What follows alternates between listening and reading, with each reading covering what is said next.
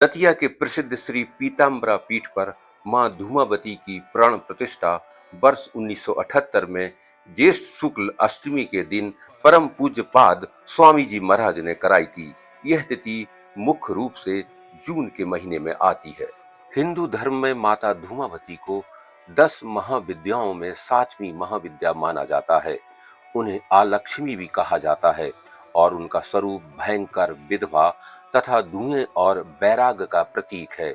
उन्हें मुख्य रूप से जीवन के कष्टों और दुखों को दूर करने वाली देवी माना जाता है। माता धूमावती का स्वरूप अत्यंत क्रूर, मलिन और उदास चेहरे वाली एक वृद्ध विधवा के रूप में दिखाई देती हैं। वे श्वेत वस्त्र धारण करती हैं, उनके बाल बिखरे हुए हैं और उनके दांत लंबे बाहर निकले होते हैं। उनका कोई पहिए का रथ नहीं होता, बल्कि उनका रथ कौवे द्वारा खींचा जाता है। उनके हाथों में एक सूप होता है। देवी धूमावती मोह, माया, सांसारिक इच्छाओं और अज्ञान का नाश करने वाली हैं।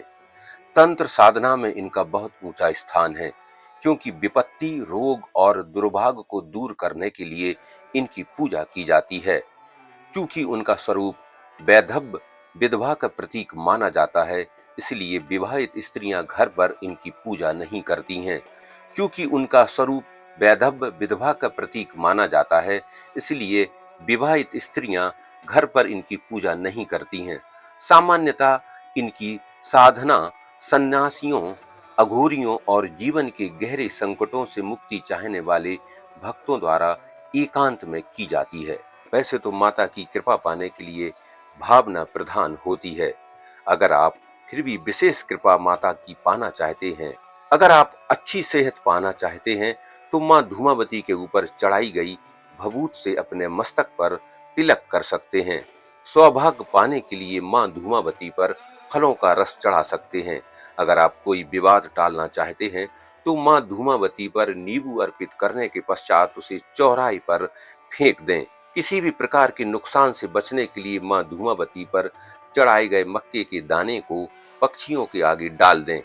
व्यापार में सफलता पाने के लिए मां धूमावती के सामने गुग्गल से धूप करें। अगर आप पढ़ाई में सफलता पाना चाहते हैं, तो मां धूमावती की पीपल का पत्ता चढ़ाने के बाद उसे अपनी किताब में रख लें।